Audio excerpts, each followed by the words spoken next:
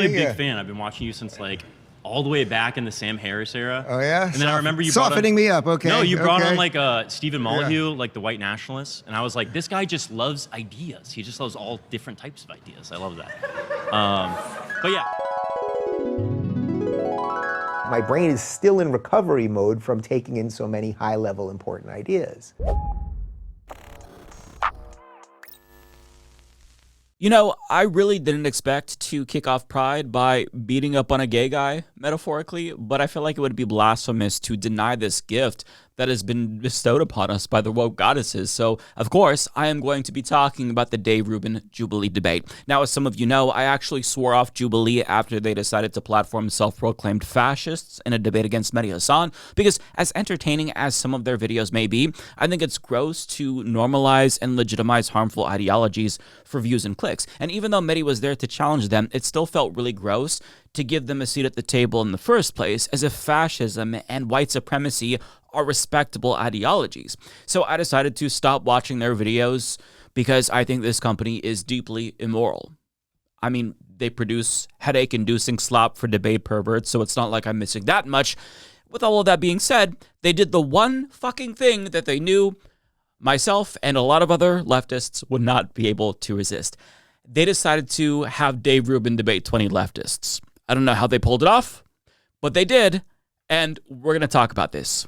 Now, for those of you who are unfamiliar with Dave Rubin, he is a former liberal commentator who pivoted to the right after realizing that there wasn't much money to be made in the leftist liberal space. And one thing that's always been abundantly clear about Dave Rubin, aside from how stupid he is that this man does not believe in anything. Perhaps the one consistent belief he's held throughout all these years is that he believes Israel should be allowed to kill as many Palestinians as they want with impunity, but aside from that, he doesn't give a shit. Now, I'm not even sure if this man has an internal monologue. He is a right-wing talking point machine. He's dumb, it's nothing but crickets up in his skull, and that's kind of what Mason was referencing in that introductory clip. Dave Rubin would interview anyone on the right without vetting them, from white supremacists to straight-up crypto-Nazis. It didn't matter. He would talk to people with the most controversial ideologies because that attracted the most eyeballs and revenue. And he'd disingenuously do this under the pretense of engaging in the marketplace of ideas, and he even platformed homophobes who tell him to his face he's a degenerate sinner. Here's a classic example of that. Will you bake Rubin a wedding cake? Okay, so, I mean, my answer is... Well, I'm married already. Right, he's married already. But an anniversary, it was my anniversary last week. An anniversary cake would have been nice. Right, so the answer is no. And the reason I won't is because as a religious Jew, I do not participate in activities that I believe are sinful. And he would have done it kosher, the whole thing, man. Oh, yeah, now I feel bad. He would have done it for you. You got me this close. Putting that aside, you can't have David's kosher cake now. If we were having an anniversary party, would you come? If I was inviting all the crew that we all know, and we were just an anniversary party, we're just having a party, and I'll even throw in some kosher food for you to make sure you don't have to bring your own food. You know, honestly, I'd have to think about it. I'd have to think about it in the same way. So that's interesting to me, because that's a different thing. Well, not really, because again, if you're a religious person, and again, take it from the religious perspective. From the religious perspective, the question is, are you glorifying something that you think is sinful? Yeah. Just brutal. Absolutely brutal. And even though he was clearly hurt by comments like this because he actually thought that his right-wing friends respected him, he'd force himself to smile through the pain and endure even more humiliation because that's how he got paid. He was the token conservative gay guy, and that was the role that he played. They even admitted to him on camera once that he's their useful idiot, and I'm not making this up. I want you to continue to say you're a liberal because you're of great use to good values. Well, don't worry, I'm not doing it for your use of me. I'm doing it for myself. I'm not sure if you noticed this, but he seemingly almost had a Freudian slip and caught himself before he said, I'm not doing this for money. Just listen. I'm not doing it for... So if you missed the Dave Rubin era, he started out as a progressive who talks about news and celebrity gossip, and then he became the liberal who'd legitimize conservative views, but then he quickly became the token homosexual that argued with a straight face, pun intended, that it was actually the left that was more intolerant, not conservatives. And he even gave Trump Jr. permission to call him the F slur. Now we're equal. You call me whatever you want. You know what I mean? Like you could call me a fag right now. It wouldn't mean anything to me. I mean, the secondhand embarrassment as a gay man myself, it's almost unbearable. So That, my friends, is Dave Rubin for the uninitiated. He is a brainless, spineless, right-wing hack who doesn't believe in anything except for money. He's even too lazy to memorize the standard right-wing talking points that they all use. I actually think that I would do a better job at LARPing as a right-wing commentator if I chose to. So when I found out that he'd be debating 20 leftists on Jubilee, I was genuinely perplexed because I cannot fathom what would possess this man to think that this was a good idea. There is no universe in the multiverse where this would go well for him. And after watching it, somehow it went worse than I expected. I assumed that he would be pretty incompetent, but he'd at least try to memorize a couple of talking points to feign competence, but he clearly didn't even do that. He did not prepare at all, obviously. And to make matters worse, he didn't anticipate how his opponents could easily turn debate prompts that he chose into traps he expectedly walked right into. It was like watching somebody step on a fucking rake again and again and again. And to say that he lost the debate would be an understatement. Literally every single person that debated him utterly smoked him. They also trolled him to his face. There were times where the entire room erupted in laughter at some of the dumb shit that he said. And I'm so serious when I say this. He was blown the fuck out so thoroughly, it felt like I was watching a snuff film. I almost felt bad for Dave Rubin. I mean that, I almost felt bad for him because you could tell how flustered and out of his depth he was, and as dim-witted as he may be, he had at least enough brain power to sense the sheer lack of respect his opponents had for him. But I mean, why would they have any respect for him when he doesn't even have respect for himself? A Republican could hock a loogie right in his fucking face, and he would thank them for it. That's the kind of person we're dealing with. So this was brutal, so much so it almost felt borderline ableist to watch, and this was one of the many clips that demonstrates just how outmatched he was. What is one main metric that Donald Trump has made better off since he got in office? An example would be GDP, unemployment, inflation, etc. Right now, first off, the big beautiful bill was just passed last year and it's kicking in now, right? It's kicking in now. So we're going to now see results of that, like even the tariffs. All right, so let's do tariffs. Are you for or against tariffs? I'm against the universal tariff. So what's the main metric that he made better off? What? What's the main metric that he made better off? GDP, unemployment, inflation? Do you have any idea? Listen. Listen. I don't think you do. Hold on. So you're arguing that things economically were better under Joe Biden at the end of his administration, absolutely. Yeah. Can you give me an example of how? Yeah, GDP growth was better off. Real median wage growth was better off. Inflation was better off at the end of his administration. Unemployment was better off at the end of his administration. We had the worst year of job growth in the past 4 years, just this last year under Trump's administration. The inflation, 3.8% year over year since Trump got in office. We're seeing all of those economic indicators become worse off. Can you tell me anything that he's done to make it better off? You say it's broken for Democrats. It sounds like it's broken right now under Trump. Have you looked at the stock market? God damn. Listen, Jubilee knows what they're doing. They didn't even send in their B team to make it more fair. They sent in their A team because they know that we would watch it if we were promised a bloodbath, and that's exactly what we got. Now, Parker was responding to a debate prompt from Dave Rubin where he claimed that anyone voting for Democrats in 2026 supports broken cities, broken schools, broken borders, and whatnot, and they tore that prompt to shreds, explaining how red states are more poor on average than blue states and how blue states pay more into the federal government than they take. And, you know, the opposite really is true for red states. They also brought up how red states do worse on many metrics, from education to healthcare. And Dave Rubin never really even made an argument to defend his position. Rather, he was on the defensive the entire fucking time during this portion, which is astonishing because he chose the subject. So you'd think he would pick something that would give himself the upper hand. But he didn't stand a chance even on his own terms.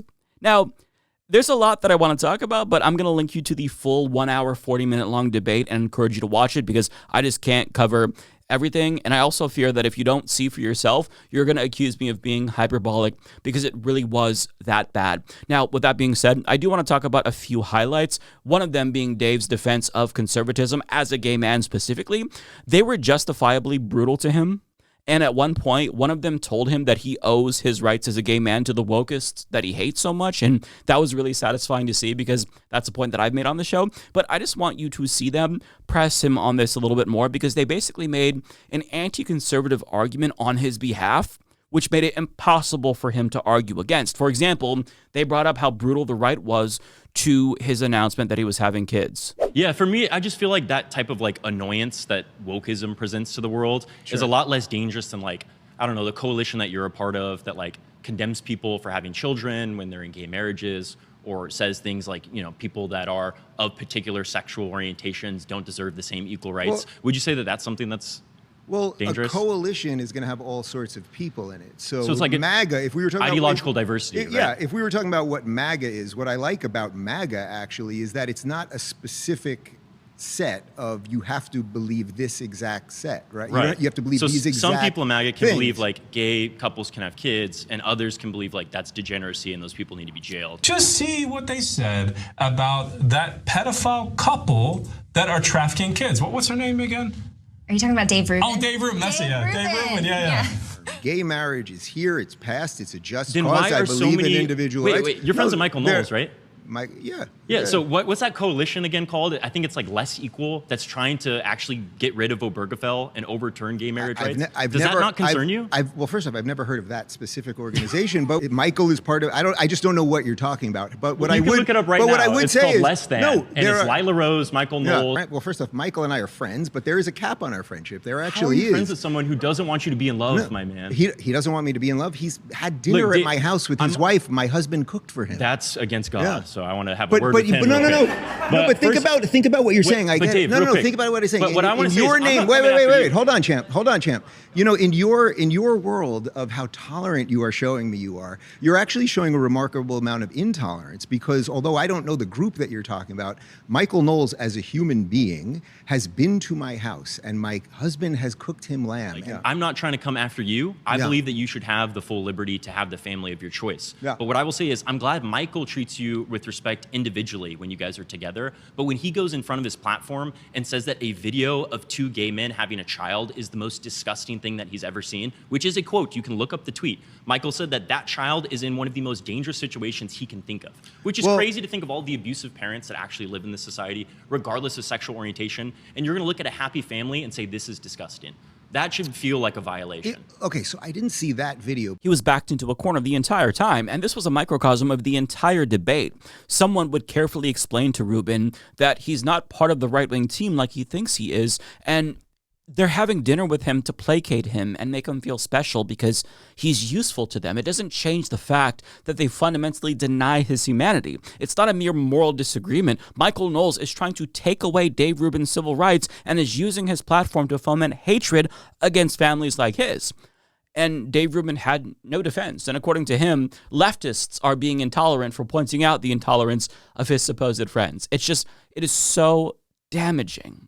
And what makes this especially embarrassing for Dave Rubin is that he knows the things Republicans say about him are fucked up.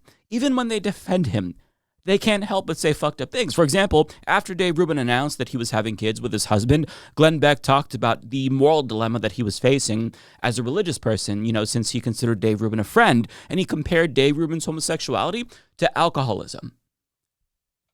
Because, nobody's perfect. Being gay is a sin, just like being an alcoholic. It's the same thing. And that was the defense that they offered of Dave Rubin.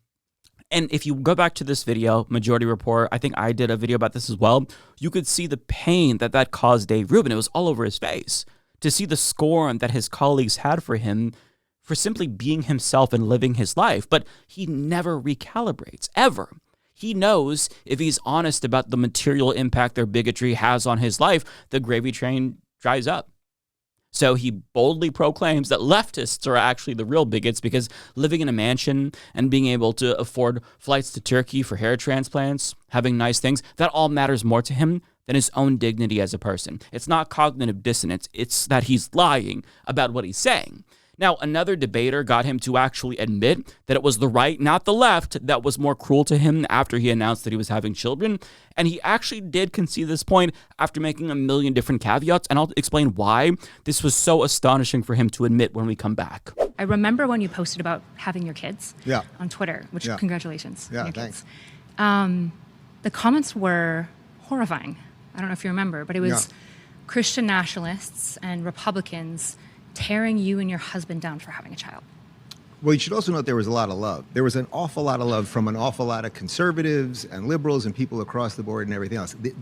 way the internet operates is people only focus on the negative. So was there a whole bunch of nasty Which comments? side did it was come there a from whole more? bunch of nasty? Do you guess? Let's be honest. Let's just be honest. Which side supports for it that? more? If you're asking me about for that specific Democrats post, it was and no. liberals. For that specific post, it was mostly people on the right, for sure. It was. Who are attacking him? Yeah, I course. fully acknowledge that. Of course. Absolutely. Now, this is devastating because it undermines his entire political project. How can you argue that the right is more tolerant when you have firsthand experience with their so-called Christian love? They called you a sinner and a pedophile and said that you should be put to death simply for having children, Dave. So how can you say wokeism is destroying the country when it's the MAGA movement you claim to be part of that poses a threat to your family? It's not leftists trying to take away your rights. It's not leftists saying you should be put to death.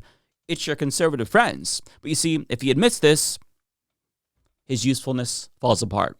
See, his conservative audience will only tolerate his homosexuality insofar as he's useful to them. He knows they would turn on him immediately if he tried to humanize himself and showcased how he and his husband can actually have a loving family just like anyone else.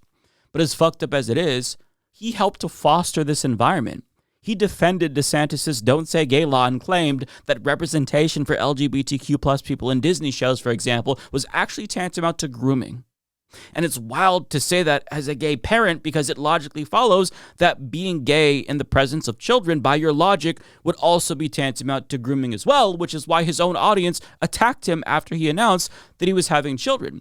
Because to them, it was no different than him announcing that he was a groomer, because that's what he told them to believe about all LGBTQ plus people. And I can't stress this enough. This is how it went for him on every single issue during this debate. His entire conservative worldview was shattered into a million pieces again and again and again. And to show you what I mean, he introduced a different debate prompt and they dismantled it like that. My final surrounded claim is that the modern left cares more about ideology than reality.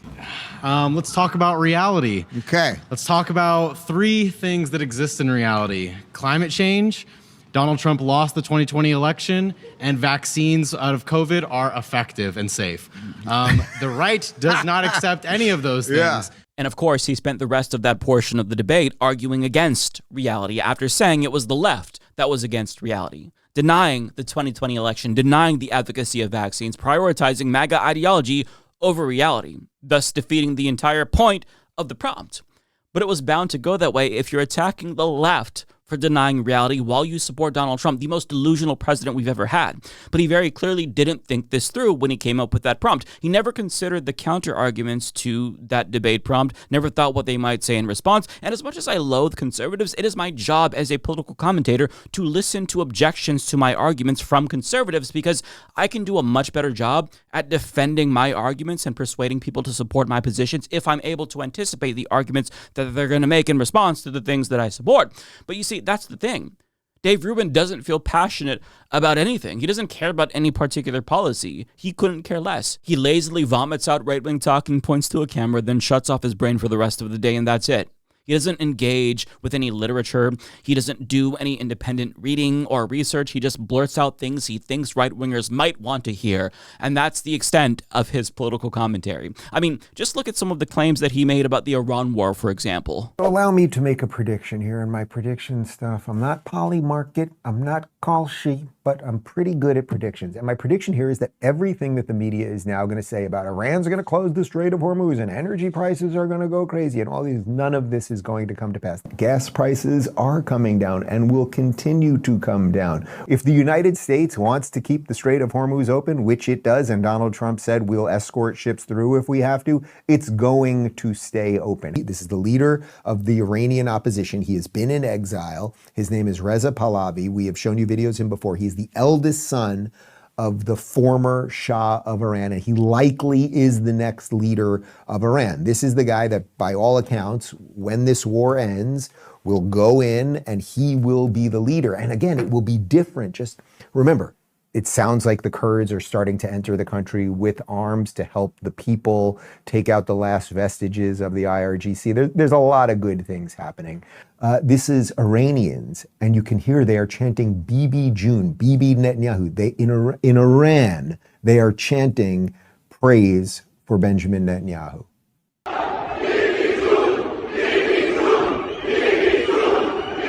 And when you take out Khomeini and you take out his number 2 and his number 3 and his number 4 and his number 37 and his number 42, then suddenly the next guy's going, it's a little hot in here. And then people start behaving a little bit differently. They've plotted this war, this extraordinary war that will be studied for decades, right? For decades, they will study how this incredible war took place. That we are hitting critical infrastructure. We are damaging the regime, so hopefully the people will be able to take over their countries. Now, the question is, if you're going to hit power plants and you're going to hit civilian infrastructure and things of that nature, how do you make sure it's not going to harm the people, but just the regime? And when we have a Department of War that is not looking for war, but will perform war, then we are going to do it at the maximum level of competency. I think the way you can look at this, I haven't heard anyone else say this, but this seems to me to be the war to end all wars. The compilation speaks for itself. I mean, this is a paid political commentator who doesn't even have an elementary understanding of geopolitics or history of the region and won't even bother to try to educate himself just a little bit before talking about it. And during the debate, people kept bringing up how his fears about Iran getting a nuclear weapon, because that was brought up too, those fears were addressed with Obama's JCPOA. And when Dave Rubin tried to claim that they didn't actually follow that, the debaters brought up how the International Atomic Energy Agency verified that they were in fact in compliance. And it was clear when they said that Dave Rubin had never heard of the IAEA ever. So he brushed them off as untrustworthy like he would any other international agency, even though he's never heard of them. But when the debaters brought up how U.S. intelligence, including Trump's own handpicked director, Tulsi Gabbard, also verified that Iran was not a nuclear threat, you want to know what he did? He just shrunk up into a goddamn corn cob. Because how would he get out of this corner that he backed himself into, right? There's nothing you can say because you very clearly don't even know the basics about the topic you're discussing. But I mean, I can assure you, we're not even scratching the surface, because during a portion on immigration, one of the debaters challenged him on a claim that he made about Democrats supporting open borders. And they asked him what Obama's nickname was, specifically in the context of immigration, mind you. And just look at Dave Rubin's answer. This blew my fucking mind. When you create instability throughout the world, and then you also tell people that your country's open, then you create an actual quote-unquote border crisis. Think about this really quick. What instability was Joe Biden causing? What was Barack Obama's nickname? Barry? Deporter-in-chief. Bro, he said Barry. How would that nickname be relevant to Obama in the context of immigration? I don't understand how someone so disinterested in politics, who's fundamentally incapable of defending any of their positions, who could barely espouse the talking points competently, would agree to do this. Like, it's okay if you've never heard of Obama as the deporter-in-chief. That's not your job. Dave Rubin is a political commentator. He still worked at TYT and was still pretending to be a liberal when the left was criticizing Obama for his harsh immigration policies. I don't know how he wouldn't have been privy to the discourse about Obama being the deporter-in-chief. But hey, that was a while ago, right? Not everybody is going to be super quick on their toes. Not everybody is up to the task. Some people have strengths here, weaknesses there. But Dave Rubin has none of that. So why do it? Why would you subject yourself to this? But here's where I want to put on my tinfoil hat, because I honestly wouldn't be surprised if Dave Rubin intentionally subjected himself to this humiliation specifically to become relevant again. Because over time, his relevance has noticeably faded. And it used to be the case that he was the talk of the town. The left would have a field day dunking on every dumb thing that he said. But he kind of just faded into obscurity, and nobody really notices him now. He was replaced by more nefarious, prominent right-wing figures. But, if you're a washed-up political commentator and you're desperate to become relevant again, what would you do to get back your relevance, especially knowing how you got people to talk about you? You do the one thing that will get leftists to talk about you again. You take a big fat L in front of the entire country, and you eat shit. You make a spectacle of your own humiliation because you know that we're not going to be able to resist. And we couldn't resist. I couldn't resist, at least. But if that's true, it may be the one time Dave Rubin actually managed to outsmart us. If this is his masterful gambit. We may have played right into his fucking hand. But regardless, if this was his goal or not, I still cannot help but feel mortified to see a fellow gay man and fellow human being do all of this for money and for right-wing clout. Have some fucking self-respect, man. Think of your family. Your kids might see these videos one day, Dave. How could you defend this to them? You know, maybe you wouldn't make as much money as a liberal or a centrist commentator, or, you know, just talking about pop culture and celebrities again. That's what he used to do on TYT. But at least you'd be able to live with yourself. At least you'd be able to sleep at night. That, to me, is more valuable than all the money in the world. But, I mean, that's the difference between him and I. I have respect for myself, whereas he clearly does not. So, with all of that being said, go watch the full debate if you actually want to see one of the worst beatdowns in American history. This was absolutely brutal, and you've been warned.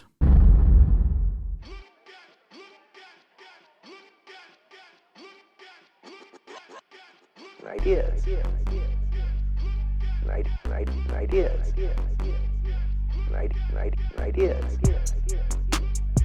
In recovery mode, my brain ideas. In recovery mode, my brain ideas.